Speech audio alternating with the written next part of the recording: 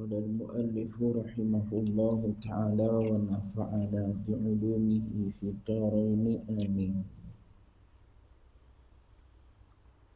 Mutanabbi berkata dalam syairnya yang berkenaan dengan hal di atas,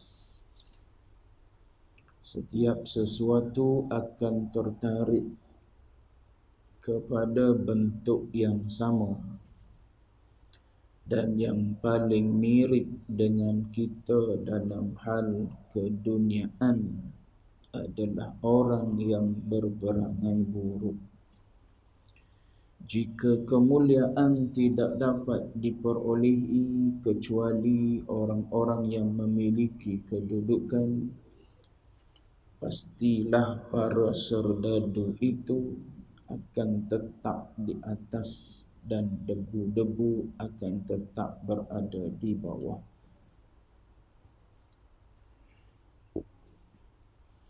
Tuan-tuan muslimin, muslimat sedang jemaah yang dirahmati Allah sekalian, alhamdulillah, pertama dan selama-lamanya kita panjatkan puji syukur pada Allah dengan izin taufik hidayah Allah Ta'ala. Jua pada malam ini kita sambung lagi bacaan kitab Bekal Menuju Akhirat susunan Al-Allamah Al-Habib Abdullah Alawi Al-Haddad rahimahullahu ta'ala. Kita berada pada penutup kitab ini dan bicaranya dalam penutup ini berkenaan dengan hinanya dunia. Kita dah lihat sedikit dalam pertemuan yang lepas berkenaan dengan syair yang ditulis oleh Al-Mutanabbi. Mutanabbi ini penyair jahili.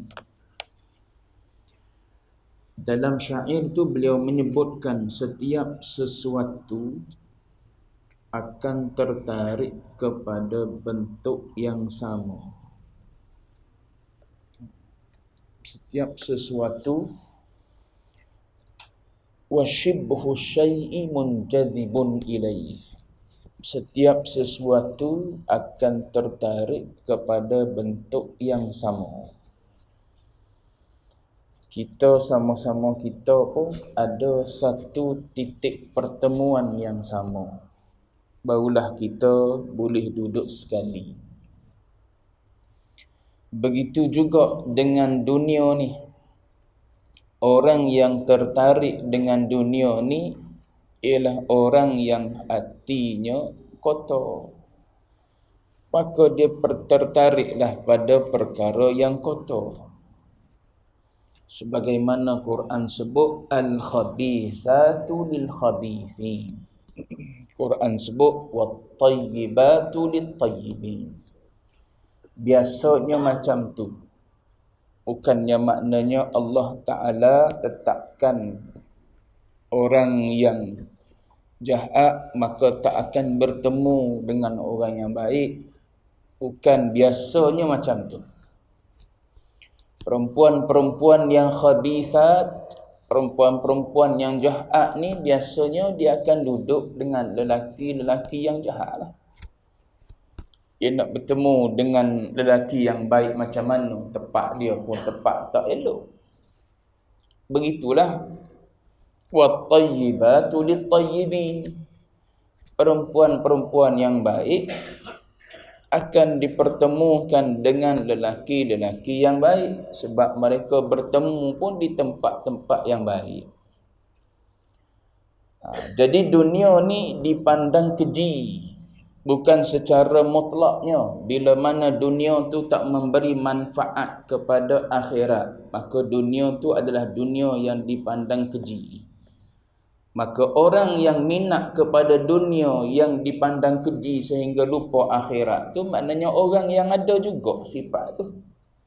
Sebab tu dia boleh duduk sekali dengan dunia.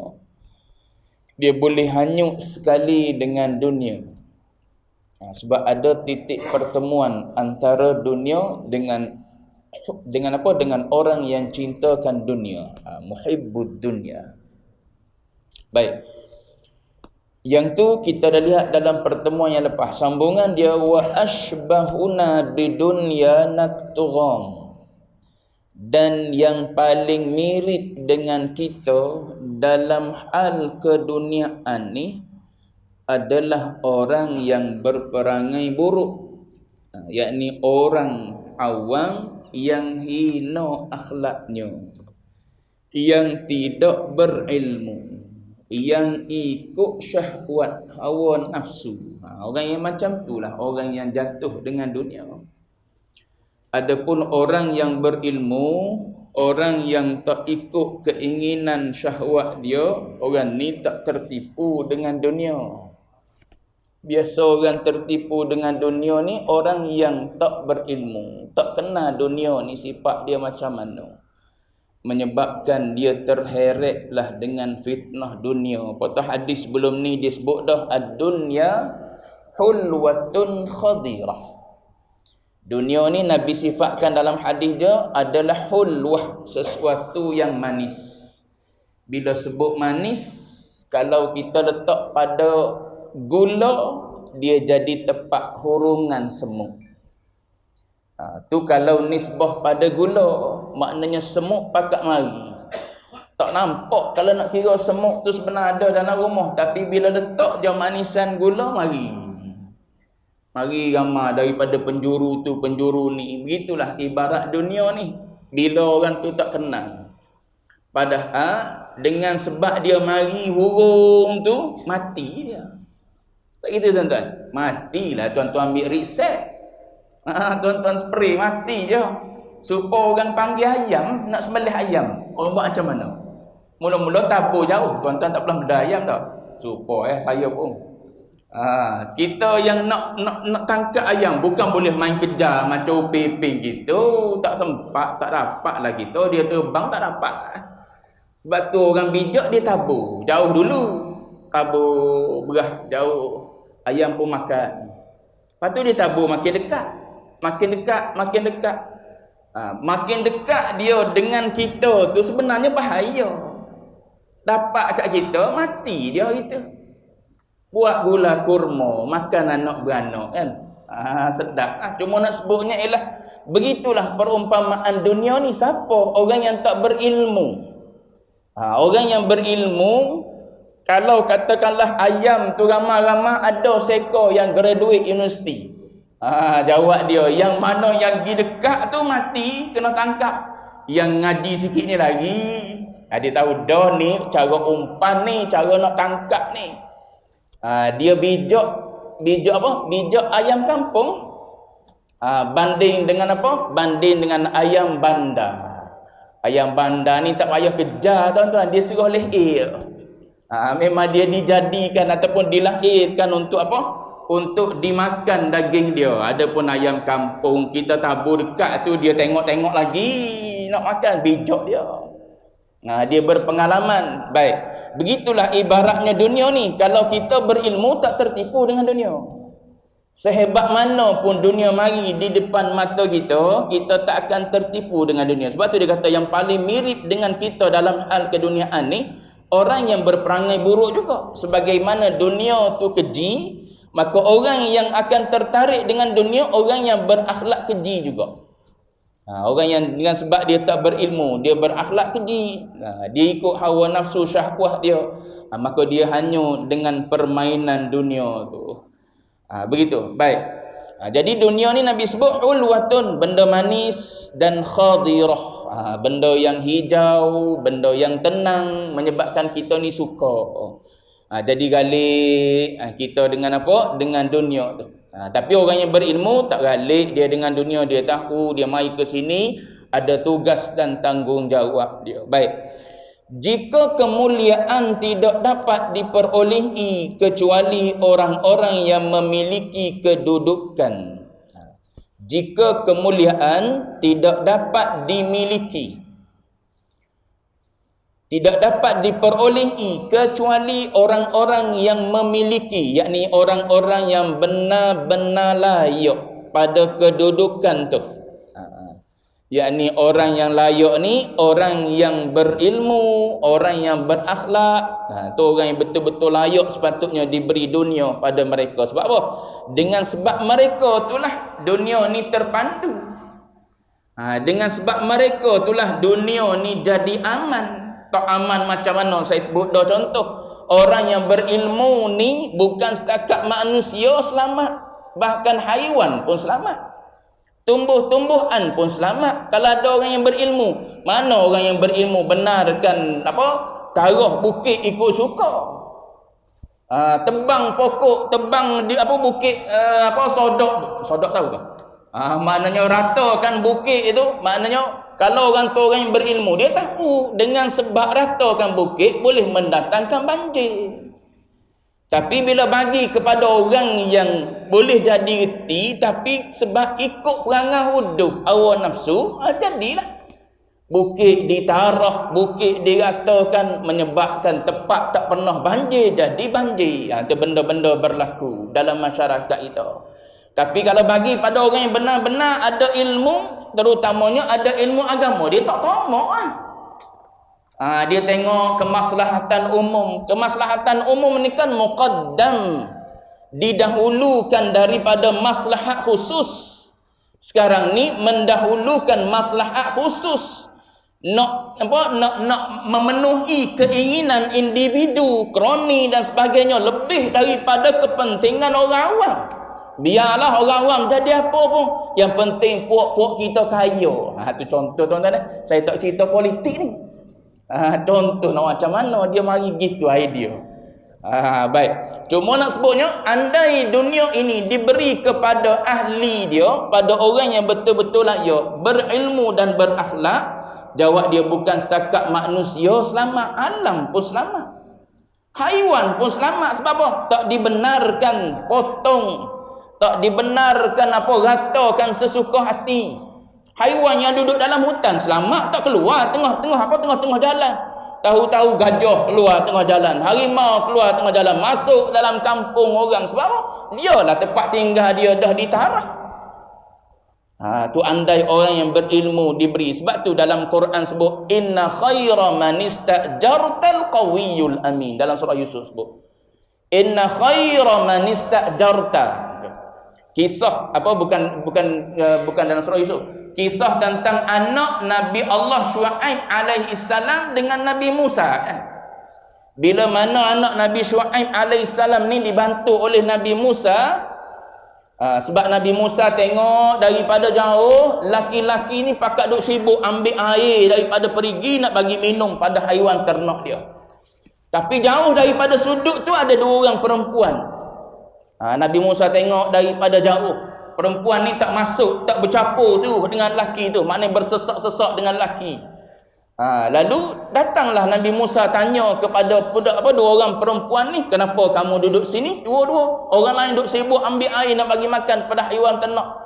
Qala ma khatbukuma? qalata la nasqi hatta yusdira ar-ri'a wa abuna shaykhun kabir. Dalam Quran cerita, kami duduk sini dululah, tunggu mereka habis selesai bersurai semua, barulah kami masuk. Kami tak bersesak-sesak dengan laki-laki.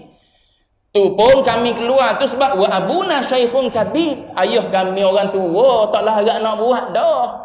Kalau dia kuat lagi, dia tak suruh kita orang keluar daripada rumah. Tu ulama boleh ambil macam-macam kaedah hukum daripada situ tu.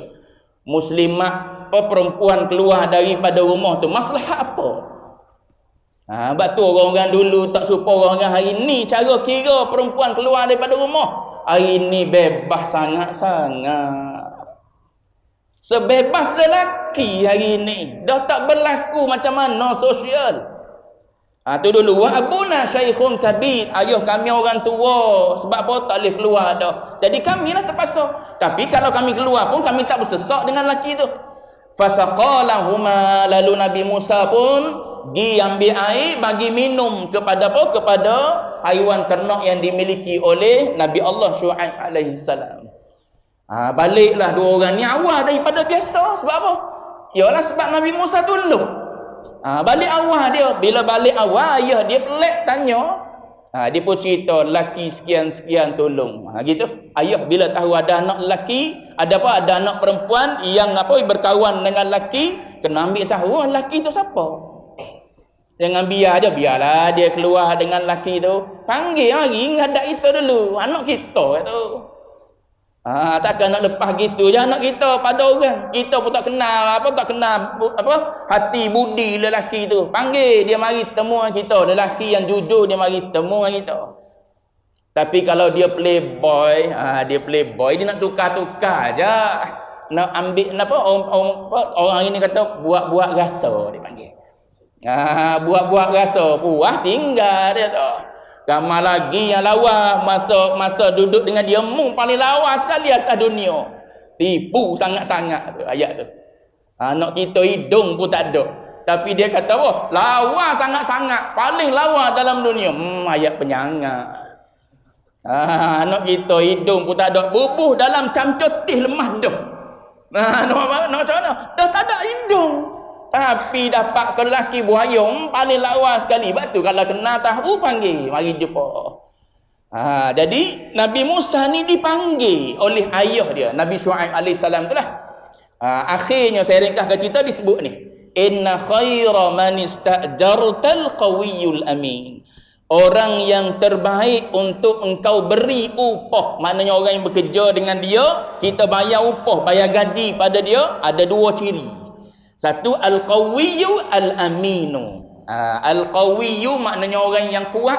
Bila kuat nisbah pada kuat maknanya rajin lah kerja. Tapi zaman kita ni kuat saja, kerja malah. Duduk di rumah, bini juga duduk kerja. Dia pada agak-agak perkasa, orang muda tapi malah kerja.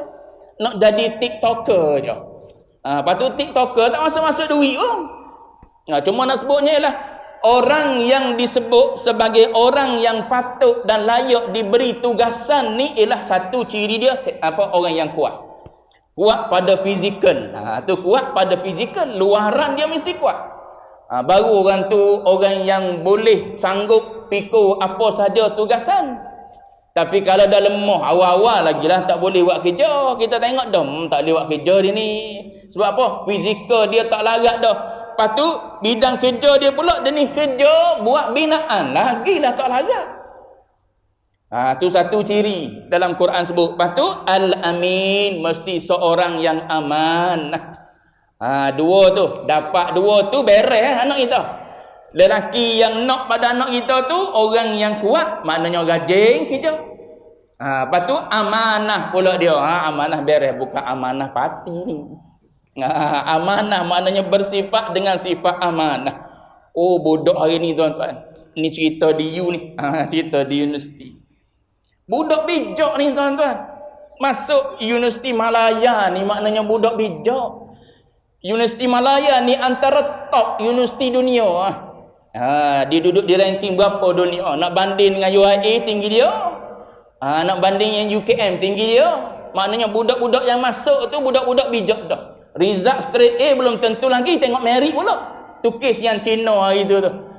Yang nak masuk tak boleh tu, dia pun pergi jumpa dengan YB. Silap dia pergi jumpa YB, habislah dia kena londeh. Dia ingatkan dia straight A tu layak dah masuk. Padahal beratus yang atas tu straight A dengan merit tinggi lagi, 4 flat atas tu lagi. Dia tak sapa 4 flat 3.97 kalau lebih kurang gitu.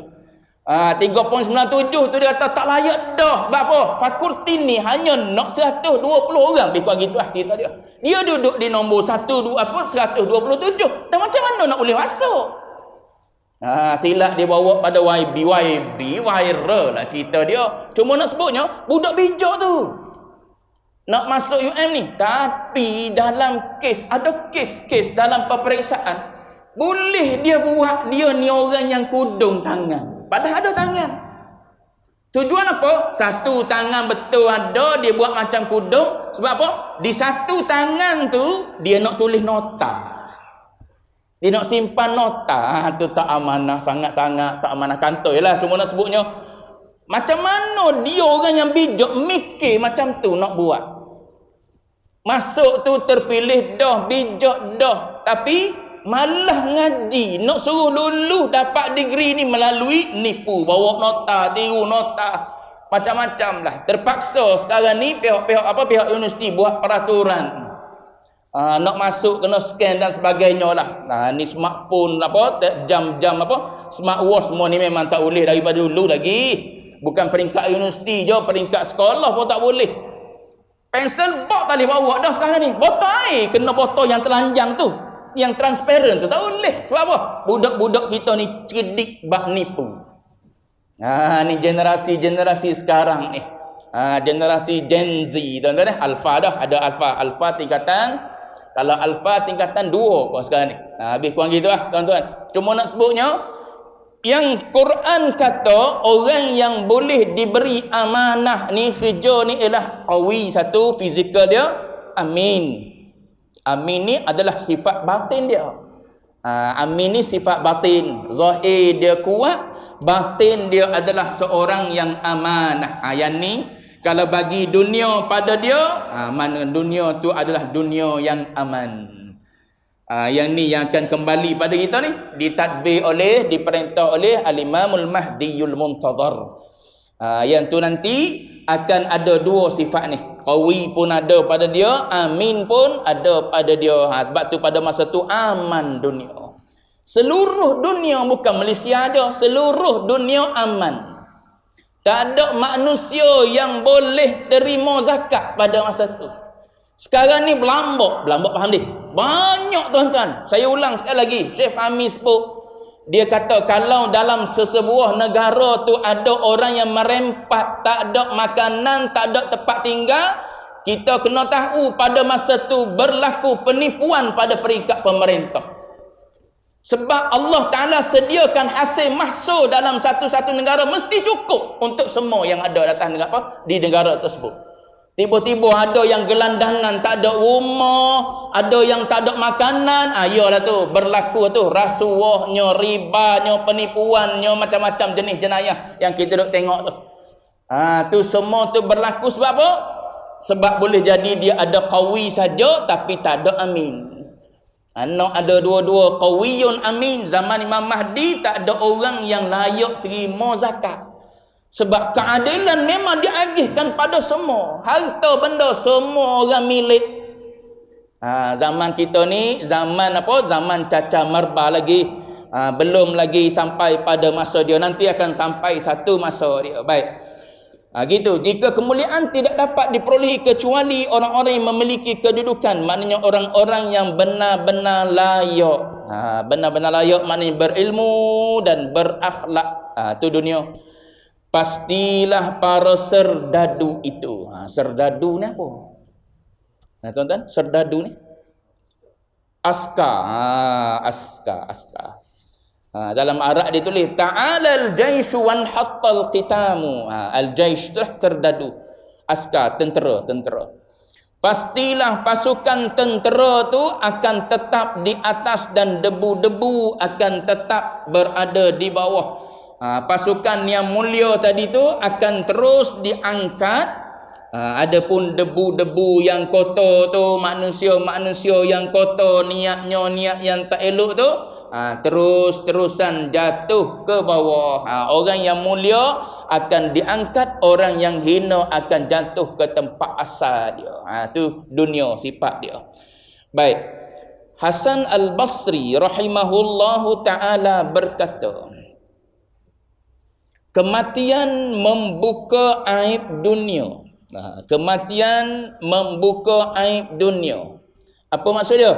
Kematian ni akan memutuskan nikmat dunia, menamatkan pangkat, harta, pujian semua tu. Tu. Kematian akan membuka aib dunia, akan menamatkan pangkat, habis. Mati habis pangkat. Tak ada lah pangkat itu. Walaupun bubuh di Batu Nisan, pangkat Datuk Tan Sri bubuh di Batu Nisan tu, tak ada dah. Tak panggil dah, malaikat tak panggil dalam tu Datuk, dalam kubur. Kematian membuka aib dunia, tidak meninggalkan kegembiraan sedikit pun. bagi orang-orang yang berakal. Ni bagi orang yang berakal, dia tidak akan lalai. Mereka ni bergembira dengan akhirat. Tu orang yang berakal. Bukan jadi kegembiraan pada mereka pangkat ataupun harta ataupun pujian. Tu pada orang yang berakal. Semoga Allah merahmati seseorang yang mengenakan baju yang usang. Baju yang usang ni maksud dia tidak diperhambakan oleh penampilan kemegahan. Itu maksud dia. Orang yang duduk atas dunia mengenakan baju yang usang ni bukan maknanya pakai baju yang lusuh, tidak. Bukan maknanya pakai baju yang koyak rabak, tidak. Maknanya dia duduk atas dunia ni, dia tak diperhambakan oleh penampilan dan kemegahan dia. Ada orang kan gitu. Macam mana? Dia punya pepatah dia. Biar apa? Biar apa? Biar apa? Gitu. Macam mana mula dia? Biar apa asal bergaya. Biar bergaya, tak apalah poket kosong pun. Poket kosong pun tak apalah. Zaman hari ni gitu, ada orang yang jenis sewa kereta mewah. Tujuan dia nak tunjuk pada orang je. Tujuan dia nak tunjuk pada orang, belagak-lagak. Nak tunjuk kepada orang. Yang tu orang yang yang tidak ada sifat tidak ada sifat tawaduk. Jadi kata Imam Hasan Basri, dia kata semoga Allah merahmati. Ni di antara salah satu yang selalu Baba Zik sebut kalau baca kitab-kitab lama ni, bila ada doa-doa yang macam ni. Bila ada doa-doa yang macam ni dia kata untung bila kita baca kitab mereka, kita tak pernah bertemu dengan mereka ni. Jauh zaman kita dengan mereka. Tapi bila kita baca kitab mereka, kita ni termasuk dalam doa-doa mereka. Doa mereka tak sama dengan doa kita. Doa kita, doa yang satu tak ikhlas dah kita. Lepas tu tak beradab pula dengan Allah Ta'ala dalam meminta. Lepas tu dengan kita yang banyak dosa ni confirm dah yang tu. Adapun mereka ni orang-orang yang soleh. Orang-orang yang disebut oleh Allah Ta'ala dalam Quran, yang confirm kesolehan dia. Jadi bila mana mereka berdoa, kita baca pula kitab mereka, maka kita ni masuk dalam doa mereka. Macam kita baca apa? Kita baca kitab Al-Adabul Mufrad lah. Awal-awal kitab berkenaan dengan apa? Berkenaan dengan berbakti kepada kedua orang tua. Kan ada kisah ada kisah Abu Hurairah radhiyallahu anhu kan berbakti kepada mak dia. Kan dia berdoa kepada mak dia, Allahumma ighfir li Abi Hurairah wa li ummi wa liman istaghfara lahuma. Itu kata Abu Hurairah.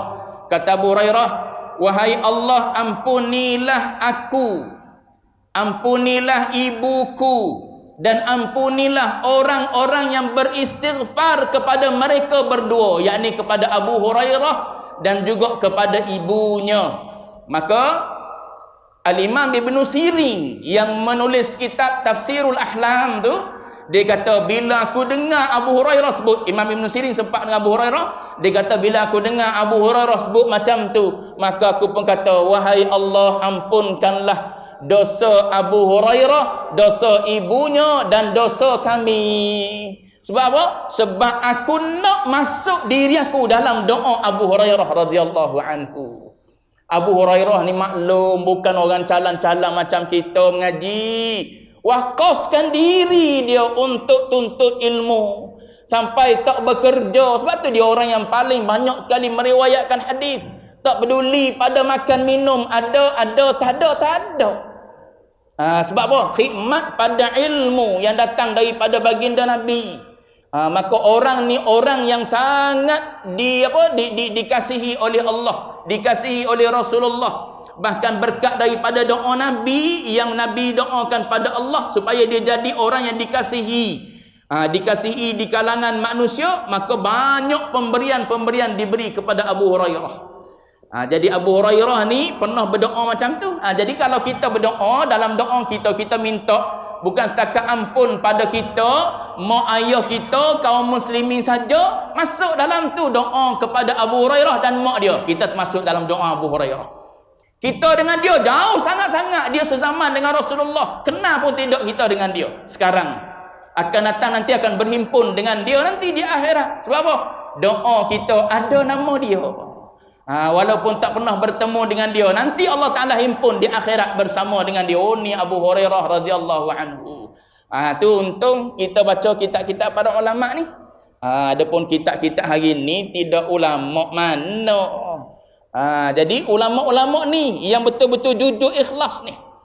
Yang betul-betul jujur dan ikhlas dalam menulis, dalam menyampaikan ilmu. Bila mana mereka berdoa, kita ni salah seorang daripada mereka yang dia minta tu, rahmati orang yang mengenakan baju sang. Maknanya kalau kita ni orang yang tak ambil cakna sangat tentang penampilan ni, tak jadi rasa ugah. Ugah tahu?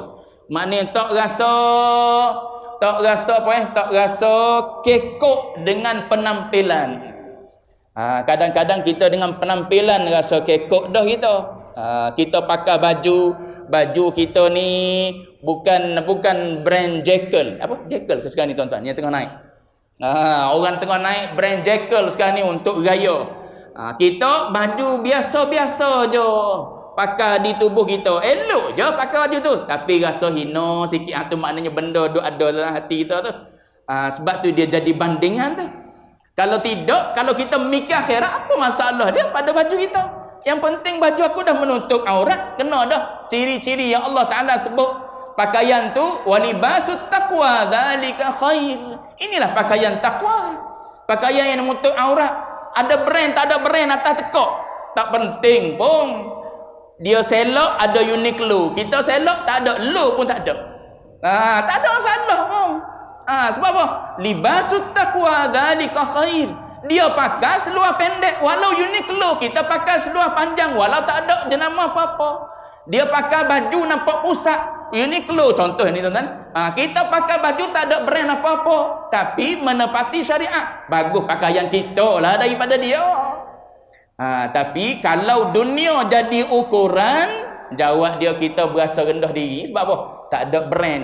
Orang pakai Adidas, kita pakai Adibas. Sebab apa? Beli belah Thailand kita. Tapi sekarang ni orang pandai dah buat apa? Tiru-tiru nama pus biji, logo pus biji. Tak payah dibeli apa? Tak payah beli di Al-Ihsan dah. Di pasar malam pun banyak. Tapi orang tanya, mau beli mana ni? Pasar malam ke? Nampak lain sikit ni. Kita nak jawab pun rasa malu. Malu tu sebab ada benda tu dalam hati kita. Padahal benda tu tak penting pun pada kita. Tapi sebab benda tu ada dalam hati kita, seolah-olah itu lambang kerendahan. Sedangkan tinggi adalah dengan sebab takwa. Tengok orang apa? Orang non muslim naik kereta hebat-hebat, kita naik kereta biasa-biasa, rasa rendah diri. Padahal kita di sisi Tuhan tu tinggi sangat kita. Banding dengan dia yang tak Islam lagi tu, maknanya rendah sangat dia. Mati dia terus pergi neraka lalu. Kita mati terus pergi syurga lalu. Siapa lebih? Kita lebih. Walau naik kacil walau dia naik gajah, kita naik kacil. Oh, untung kita banding dengan dia. Sebab apa? Sebab kita mati pejam je mata, masuk kubur, nikmat lalu duk tunggu dah. Lebih besar daripada rumah yang kita ada di dunia, lebih besar kenderaan yang kita ada di dunia. Apa yang kita nak di dunia, semua dapat di akhirat sana. Kepala yang mikir cara akhirat, dunia ni tak ada apa. Sebab dunia ni Allah Ta'ala tunaikan orang-orang yang nak pada dunia. Kita hidup sini bukan nak kepada dunia berhenti setakat tu, tidak. Kita mencari akhirat yang jauh lebih besar lagi. Lepas tu dia letak di ujung, dia bahas panjang, nak suruh apa? Hujung tu last kali tutup kita dia. Ingat, dunia ni sekejap je. Mau nak balik akhirat dah. Ingat akhirat, sebab dia cerita bekal akhirat. Baik. Jadi Hasan Basri kata, orang yang mengenakan baju yang usang, maknanya orang yang tak diperhambakan dengan penampilan atau kemegahan. Kadang-kadang hari ni orang yang nak jaga penampilan sampai tak jaga aurat. Tak jaga aurat, nak jaga kemegahan, tak jaga aurat. Kalau perempuan lebih lagi lah. Cabaran dia, orang lelaki cabaran dia tak teruk sangat. Orang perempuan terutamanya lebih lagi cabaran dia. Tak up to date lah, tak berfashion lah, tak itulah, tak inilah. Berasa rendah diri juga. Sebab apa? Sebab selevel, seumur, sebaya. Orang lain lawa-lawa, kita seorang je tak lawa. Rasa kekok juga nak masuk dalam grup tu. Kita seorang je tudung labur sikit, orang lain semua tudung lilik-lilik macam-macam dah. Nampak rambut sikit-sikit tak kisah orang, kita jaga walau selai rambut jaga. Kekok juga tu nak masuk tu. Walaupun sebaya, walaupun sekolah sekali, walaupun universiti sekali, kekok. Tapi orang yang kuat boleh pertahankan diri dia. Orang yang nampak akhirat. Orang yang tak nampak akhirat, tak apa, tak belakang dulu sekejap. Tak apa, aku muda lagi, dia tak tahu muda pun mati. Letak belakang dulu nak berfashion sekejap, nak ikut sekejap, tak apa. Tudung tukar dulu, baju tukar dulu. Tu orang yang tidak mengenakan baju yang usang tu. Tak masuk dalam doa Hasan Basri.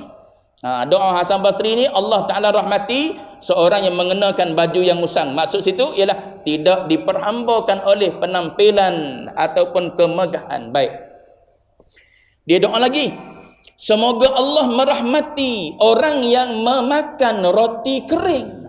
Bukan suruh kita balik pergi beli roti kering ni. Pakat pergi beli roti kering belakang berat tak habislah shawarma Arab. Maknanya perut tu tidak dikuasai hati. Perut kita ni tidak menguasai hati untuk makan berlebih-lebihan. Gitu. Makan ni daripada duit yang halal harus. Kita ada duit banyak, rasa nak pergi makan dah di Rembayung. Contoh. Orang duk cerita sedap sangat-sangat Rembayung. Nak booking pun tak dapat. Pukul 9 tuan-tuan. Pukul 9 dia buka. Pukul 9 tiap-tiap malam dia buka untuk booking. Tapi tak pernah dapat saya masuk tuan-tuan. Sebab orang duk cerita sedap, kita rasa nak pergi tera juga. Cuma nak sebut yang gitu. Saya ni kan duniawi tuan-tuan. Tuan-tuan dia ukhrawi. Baik. Tuan-tuan dengar cerita saya je. Tuan-tuan jangan tengok saya. Undur ila maqal. Tengok apa yang disebut. Jangan tengok siapa yang menyebutnya. Kalau tuan-tuan tengok siapa yang menyebutnya, memang tak boleh jadi contoh langsung. Baik. Jadi orang yang didoakan oleh Hasan Basri ni supaya dirahmati termasuk juga ialah orang yang memakan roti kering. Maknanya orang yang tak jadikan perut dia tu menguasai hati dia. Nak makan benda-benda yang sedap. Tu semua tu kalau daripada sumber yang halal, makanan yang halal, tak salah pun. Tapi ialah bila benda yang halal berlebih-lebihan, maknanya dia pergi kepada perkara yang sia-sia. Dia pergi kepada perkara yang sia-sia. Lepas tu bila tubuh ni dijamu dengan makanan yang sedap-sedap, maka dia jadi malah nak beramal ibadat. Dia jadi malah nak beramal ibadat. Jadi orang-orang yang memikirkan tentang ibadat ni, dia tak ingin memenuhi keinginan perut dia. Sebab tu kita ngaji dalam kitab Penawar Bagi Hati, salah satu bab yang dibahaskan ialah syarahut ta'am. Salah satu bab yang dibahaskan ialah perut. Anggota yang 7 tu, salah satu daripada anggota 7 tu perut. Kena bincang bab perut ni. Sebab apa? Dalam perut ni ada keinginan nak makan. Nak sampai kepada keinginan nak makan ni, kena ada harta. Dia mari dulu hubbul mal. Nak kepada harta banyak, kena dikenali. Dia nak kepada hubbus syuhrah. Tu banyak masuk tu. Banyak masuk. Puncanya daripada perut yang nak makan sedap. Perut nak makan sedap daripada sumber yang halal. Cuma dia masuk akhlak yang tak elok. Akhlak tak elok apa? Hubbul mal dia masuk. Dia masuk hubbul jah, hubbul riyasah dan sebagainya lah. Dia masuk itu. Sebab apa? Nak memenuhi keinginan perut. Tahu bincang satu bab dalam kitab Nawar. Lepas tu bincang pula dalam bab syarahut ta'am. Bab lobo atas makan. Maksud dia macam mana? Dia bincang dalam tu. Makan berlebih-lebihan. Asal makannya ialah yuqimna sulbah. Tujuannya ialah untuk tegakkan tulang belakang je. Tak perlu beberapa menu pun. Tak perlu beberapa jenis lauk pun. Cukup dengan nasi satu je. Dengan satu lauk cukup. Sebab apa? Nak suruh tegak tulang belakang je. Bubur 10 lauk lagi tak tegak tulang belakang. Ya. Lagilah tak tegak tulang belakang. Sebab apa? Kena 5 jenis lauk, 3 jenis nasi, 5 jenis air. Jawab dia, tak tegak lah tulang belakang nak sembahyang tarawih. Orang yang makan 1 jenis lauk juga yang sembahyang tarawih 20 rakaat. Sini buat awal sana 10. Mekah Madinah kan buat 10 rakaat dia. Negeri 9 lama dah buat 10 rakaat ni. Tapi 10 rakaat pun khatam. Tuan-tuan 10 rakaat ni inna ataina, tak payah tuan-tuan. 10 rakaat khatam. Tiap-tiap malam khatam 10 rakaat. Tujuan mereka buat 10 tu nak menghayati bacaan tu. Nak menghayati bacaan Quran. Kalau di negara luar, terutamanya di belah India, khatam ni jadi benda biasa je pada mereka. Khatam ni bukan di masjid-masjid besar je, bukan di surau-surau je. Mana-mana surau duduk apa yang ada. Surau di bawah office, surau di bawah mall, surau di bank. Kalau di India khatam Quran. Kita kena cari masjid besar, lepas tu kena buat 20 baru khatam. Tu pun satu sah lah, orang tua-tua nak mati esok lusa. Yang tunggu, yang tinggal, yang belakang tu semua berdalih. Mana ada Nabi buat 20? Penyangat betul tuan-tuan. Pada dia yang pemalas, nak sebutnya Negeri 9 lama dah buat 10 rakaat khatam. 10 rakaat khatam. Baik. Mana tadi? Isyak dah ni. Tidur dengan beralaskan tanah. Ni ingat asal usul.